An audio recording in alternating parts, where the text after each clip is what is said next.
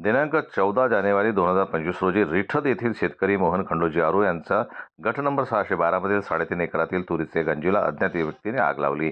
दिनांक 13 जानेवारी 2025 रोजी रात्री 11 वाजता नंतर अज्ञात व्यक्तीने तुरीच्या गंजीला आग लावल्याने सुडीची राख रांगोळी झालेली आहे। यामुळे मोहन खंडोजी आरू या शेतकऱ्याच्या शेतीतील जवळपास 1.5 ते 2 लाखाचं नुकसान झालं असून याबाबतची घटना दिनांक 14 जानेवारी रोजी सकाळी 8 वाजता उघडकीस आली।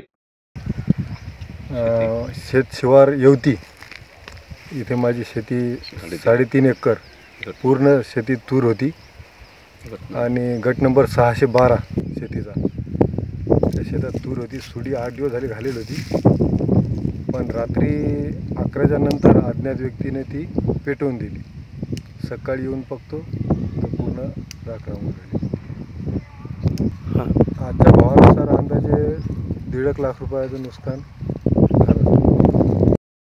शेतकरी मोहन आरू हे रात्री 11 वाजेपर्यंत आपल्या शेतातील पिकाला पाणी देण्यासाठी शेतातच होते, परंतु 11 नंतर ते घरी परत आले व नंतर सकाळी 8 वाजता आले असता अज्ञात व्यक्तीने सुडी जाळल्याचं त्यांना समजलं। याबाबतची माहिती स्थानिक महसूलचे कोतवाल रवी आरू यांना दिली। याबाबत रिठदच्या तलाठी रुपाली ठोंबरे यांनी पंचनामा करावा व तसा अहवाल संबंधित मंडळ अधिकारी व रिसोडच्या तहसीलदार यांना कळवावा आणि आर्थिक मदत मिळवून द्यावी। याबाबतचा रिपोर्ट वाशिम ग्रामीण पोलीस स्टेशनला देण्यात येत असल्याचं शेतकरी मोहन खंडोजी आरू यांनी बोलताना सांगितलं।